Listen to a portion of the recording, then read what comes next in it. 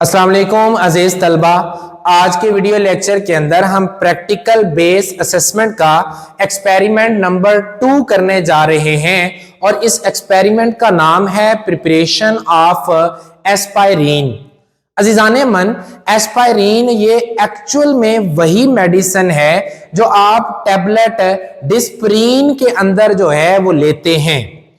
अजीज तलबा, एस्पायरिन पानी के अंदर इनसॉल्युबल है और आपने कभी नोट किया हो कि अगर आप डिस्प्रीन को पानी में हल करते हैं तो नीचे वाइट वाइट सॉलिड पार्टिकल्स बैठ जाते हैं। वो पार्टिकल्स एक्चुअल में एस्पायरिन होते हैं। अजीज तलबा, याद रखिएगा कि ये जो एस्पायरिन है इसको इस्तेमाल क्यों किया जाता है। माजी के अंदर इसको बुखार को कम करने के लिए यानी कि एंटीपायरेटिक मेडिसिन के तौर पर इस्तेमाल किया जाता रहा। इसको ब्लड को डाइल्यूट, थिन या पतला करने के लिए इस्तेमाल करते हैं ताकि हार्ट अटैक से बचा जा सके, और इसको as a analgesic medicine use करते हैं, दर्द को कम करने के लिए इस्तेमाल किया जाता है।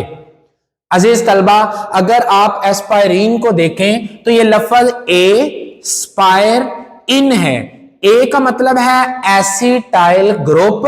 स्पायर जो है वो एक्चुअल में स्पायरिया एक फ्लावर यानी कि एक फूल था माजी में, जिसको इस्तेमाल किया जाता था बुखार को कम करने के लिए और दर्दों को कम करने के लिए इस्तेमाल किया जाता था।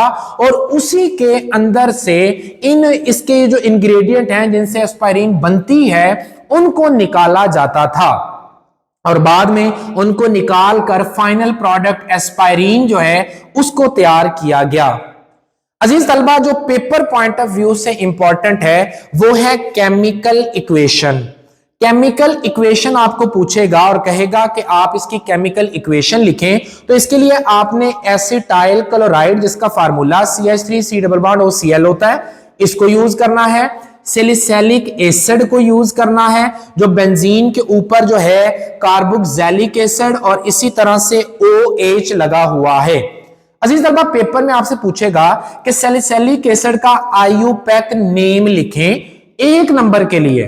क्लियर? तो आपने इसका IUPAC नेम कैसे लिखना है, ये होगी कार्बन नंबर 1 क्योंकि कार्बोक्सिलिक एसिड ग्रुप है और इसका जो नाम होता है प्रायोरिटी लिस्ट में वो पहले नंबर पे है तो इसको कार्बन 1 कहेंगे।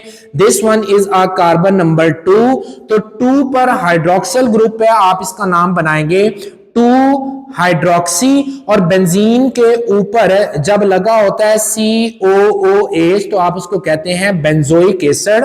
तो IUPAC नेम हुआ 2 हाइड्रोक्सी बेंजोइक एसिड। किसका नाम है? सैलिसिलिक एसिड का। अजीज तलबा, अब ये जो एसिटाइल क्लोराइड है इसका ये जो Cl होता है ये OH वाली जो फंक्शनल ग्रुप है वहां से H को उतार कर HCl बन जाता है, पीछे O रह गया। अब वो जो O होगा वो इस कार्बन के साथ बॉन्ड बनाएगा और आपके पास U करके कुछ फंक्शनल ग्रुप बनेगा जो कि आपके पास एस्टर फंक्शनल ग्रुप कहलाता है। अजीज तलबा, ये जो रेड वाली मैंने प्रोडक्ट बनाई है इसको एक्चुअल में आप एस्पायरिन कहा करते हैं। यहां तक बातें क्लियर होगी? अब देखते हैं यहां पर वो जो आपसे क्वेश्चन पूछेगा वो कहेगा ये कौन सा प्रिंसिपल है 1 नंबर के लिए। क्लियर? तो ये प्रिंसिपल क्या हो रहा है? ये हो रहा है एसिटाइलेशन, यानी कि सैलिसिलिक एसिड के अंदर एसिटाइल ग्रुप को ऐड कर रहे हैं। एसिटाइल ग्रुप क्या होता है? कार्बन डबल बॉन्ड ऑक्सीजन और साथ अल्काइल चेन। आप देखें इस जो आपके पास सैलिसिलिक एसिड था उसके अंदर हमने क्या डाला? Carbon double bond O alkyl chain. तो इस एक्चुअल में सैलिसिलिक एसिड की एसिटाइलेशन हुई है। तो आपसे पूछेगा कि ये कौन सा प्रोसेस हुआ है या कौन सा रिएक्शन हुआ है, तो आपने कहना एस्पायरिन is form by acetylation of salicylic acid. Clear? आपने अपने जो कॉलेज के एग्जाम है वो दिए होंगे और उसमें प्रैक्टिकल का भी पेपर दिया होगा, तो आप देखिएगा या फेडरल बोर्ड की अगर आप वेबसाइट पे जाएं तो 1-1 नंबर का, 2-2 नंबर का, 3-3 नंबर का हद आपसे क्वेश्चन पूछा गया है। क्लियर? तो उसके हिसाब से आपने तैयार करना है।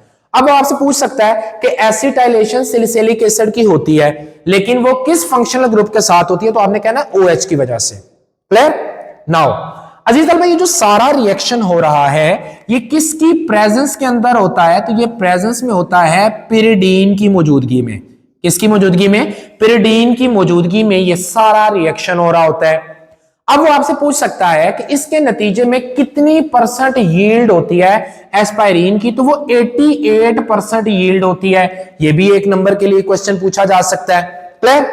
नाउ आपको वो ये कह सकता है कि जो अपरेटस है उसको आप जो है वो लेबल करें और उसकी डायग्राम बनाएं। तो एक आपने राउंड बॉटम फ्लास्क ले ली, ठीक, जिसको आपने बीकर के अंदर पानी भर के उसके अंदर आपने उसको जो है वो डिप कर लेना है। ये जो बीकर में पानी है इसको आप कहेंगे वाटर बाथ। ये जो आपके पास राउंड बॉटम फ्लास्क हो गई, यहां पर ये नीचे ट्राइपॉड स्टैंड के ऊपर रख लेना है और गर्म करने के लिए आप बंसन बर्नर का या सेपरेट लैंप का या कैंडल का इस्तेमाल कर सकते हैं। अजीज तलबा, अब आपसे वो ये पूछेगा कि इसका प्रोसीजर लिखें, तो प्रोसीजर बड़ा गौर से सुनिएगा। पिरिडीन लेनी है आपने किसके अंदर? राउंड बॉटम फ्लास्क में। उसके अंदर आपने सैलिसिलिक एसिड को डाल लेना है। अब आपने ड्रॉप वाइज यानी कि एक एक कतरा करके एसिटाइल क्लोराइड को डालना है और साथ इसको शेक करते रहना है, हिलाते रहना है। अजीज तलबा, बड़ा ध्यान रखना है कि जो टेम्परेचर है इस सैंपल का, इस मिक्सचर का, वो 50 डिग्री से 60 डिग्री के दरमियान रहे, इससे ऊपर ना जाए। अगर ऊपर जाता है तो आप इसके टेम्परेचर को कूल डाउन करने के लिए थोड़ा बर्फ का भी इस्तेमाल कर सकते हैं। आपने इसको हीट करना है 15 मिनट। क्लियर? जब 15 मिनट आप इसको हीट कर लेंगे उसके बाद आपने इसको निकालना है। एक बर्तन के अंदर बर्फ रखनी है, चिल्ड वाटर। तो इसको उठाकर ये जो आपने यहां से राउंड बॉटम फ्लास्क में जो रिएक्शन करवा के निकाला है उसके अंदर रख के बड़ी तेजी से आपने इसको हिलाना है। मैंने बताया कि एस्पाइरिन जो है वो पानी में इनसॉल्युबल है, यानी कि पानी में हल नहीं होती। तो जब ठंडे पानी में आप इसको रखेंगे तो नीचे व्हाइट व्हाइट कलर के प्रेसिपिटेट बैठेंगे। गौर से सुने, मैंने अभी कौन सा कलर बोला है? White colour. तो इसका मतलब यह हुआ कि एस्पाइरिन का जो कलर होता है वो व्हाइट प्रेसिपिटेट होते हैं। आपने कभी डिस्प्रिन खाई हो तो आपने देखा होगा नीचे छोटे छोटे जरात बैठे हुए हैं, वो एक्चुअल में एस्पाइरिन है। क्लियर?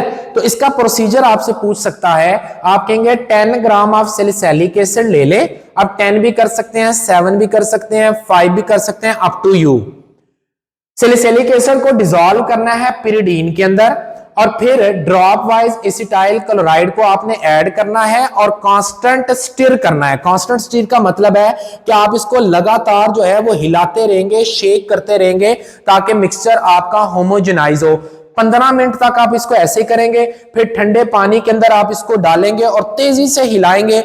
उसके बाद आप इसको फिल्टर पेपर की मदद से फिल्टर कर लेंगे। यहां तक बातें क्लियर? अजीज तलबा, एक एक बात इंपॉर्टेंट है, लिहाजा इसको अपने जहन में रखिएगा। अच्छा, वो ये भी पूछ सकता है, ये जो लफ्ज एस्पायर का तो आपने बता दिया, एस्पायर में जो ए है वो है एसिटाइल ग्रुप का, स्पायर जो है वो स्पायरिया फ्लावर है, एक फूल का नाम है। इनका क्या मतलब है ये भी पूछ सकता है। तो इन पुरानी जमाने के अंदर मेडिसिन के नेम के लास्ट में लगाया जाता था, मेडिसिन के नेम के लास्ट में लगाया जाता था। तो ये तो हो गई इसकी एटमोलॉजी। अब अजीज तलबा, क्या एस्पाइरिन को बनाने का एक ही तरीकेकार है? नहीं, यहां पर दो तरीके से एस्पाइरिन को तैयार किया जा सकता है, यानी कि एसिटाइल क्लोराइड की मदद से भी तैयार किया जा सकता है। उसको अगर आप सैलिसिलिक एसिड से रिएक्ट करवा दें इन प्रेजेंस ऑफ पिरिडीन, फिर भी एस्पाइरिन बन जाएगी। या दोबारा से सुने, या सैलिसिलिक एसिड को ले लो, आप यहां पर एसिटिक एनहाइड्राइड इस्तेमाल कर लें। क्या यूज करें? एसिटिक एनहाइड्राइड यूज कर लें। पिरिडीन की जगह पर सल्फ्यूरिक एसिड को इस्तेमाल कर लें, फिर भी आपके पास एस्पाइरिन बन जाएगी। सर उसकी इक्वेशन कैसे लिखेंगे? कुछ भी नहीं करना बेटे, आप यहां पर सैलिसिलिक एसिड लिखेंगे, यहां पे एसिटिक एनहाइड्राइड लिख देंगे, उसका स्ट्रक्चर बना दें और यहां पर एस्पाइरिन एज इट इज आ जाएगा। ये जो HCl है इसकी जगह पर आप लोग जो है वो बना देंगे CH3COOH। सर परेशानी हो गई, आप ड्रा कर दें, चले मैं ड्रा कर देता हूं। यहां पर आप करें C डबल बॉन्ड O, ये C डबल बॉन्ड O और CH3, ये है एसिटिक एनहाइड्राइड। यहां पर आप एसिटिक एनहाइड्राइड का स्ट्रक्चर बनाएंगे, salicylic acid as it is आ जाएगा, एस्पाइरिन एज इट इज आ जाएगा, HCl की जगह पर आप लिख देंगे CH3COOH और पिरिडीन की जगह पर आप क्या लिख देंगे H2SO4। तो ये दो तरीकेकार है जिसकी मदद से आप तैयार कर सकते हैं एस्पाइरिन को। सर इसका प्रोसीजर क्या होगा? कोई प्रोसीजर नहीं है अजीज तलबा, आप सैलिसिलिक एसिड लेंगे, उसे के एसिटिक एनहाइड्राइड के अंदर जो है वो डालेंगे और थोड़ा सा सल्फ्यूरिक एसिड के ड्रॉप डाल के 30 मिनट के लिए आप हीट करेंगे। सेम प्रोसीजर उठा के आप उसको ठंडे पानी में रख देंगे। क्लियर है? मैं बस एक बार देख लूं ये वाली इक्वेशन अगर आपको क्लियर हो चुकी हो। चलें जल्दी से स्क्रीनशॉट ले लें क्योंकि मैंने फोकस उस साइड पर अगेन करना है। चलें नाउ अजीज तलबा, और क्वेश्चन आपसे ये पूछे जा सकते हैं कि एस्पाइरिन का मेल्टिंग पॉइंट बताएं। तो इसका मेल्टिंग पॉइंट होता है 136। आपसे पूछ सकता है क्या एस्पाइरिन को सिर्फ एसिटाइल क्लोराइड से बनाया जा सकता है? आपने कहना नहीं, एसिटाइल क्लोराइड से भी बना सकते हैं, एसिटिक एनहाइड्राइड से भी बना सकते हैं। आपसे पूछेगा ये कौन सा फंक्शनल ग्रुप है, मैंने पहले बता दिया है, एस्टर फंक्शनल ग्रुप इसमें पाया जाता है। आपसे पूछा जाएगा कि एस्पाइरिन को इस्तेमाल किस लिए किया जाता है? बुखार को कम करने के लिए, यानी कि एंटीपायरेटिक है। इसी तरह से दर्दों को कम करने के लिए, ब्लड को पतला करने के लिए ताकि हार्ट अटैक से बचा जा सके। तो आप लिखेंगे for dilution of blood to prevent from heart attack, antipyretic and pain killer या to relieve the pain. Clear? Now acetylation occur कहां पर होती है? मैंने आपको पहले बताया OH यानी कि हाइड्रोक्सिल ग्रुप की वजह से एसिटाइलेशन हो रही है। फिर मैंने आपको बताया इसका कलर क्या होता है, तो बेटे इसका कलर होता है वाइट प्रेसिपिटेट होते हैं। अब ये काबिल गौर बात है कि आपने जब ये रिएक्शन मिक्सचर इसमें करवा लिया तो आपको कैसे पता लगेगा कि सारा एसिटाइल जो क्लोराइड है या सारा सैलिसिलिक एसिड एस्पाइरिन में तब्दील हो गया? तो उसके लिए आप टेस्ट करते हैं FeCl3 के साथ। ये इंपॉर्टेंट है, दोबारा बता रहा हूं कि आपने ये जो मिक्सचर है उसके अंदर चेक करना है कि क्या सारा सैलिसिलिक एसिड एस्पाइरिन में तब्दील हुआ या नहीं। तो कौन सा टेस्ट करेंगे? आप FeCl3 के साथ रिएक्ट करेंगे, उसका कलर पर्पल अगर आ गया तो इसका मतलब है कि अभी सैलिसिलिक एसिड मौजूद है। क्यों?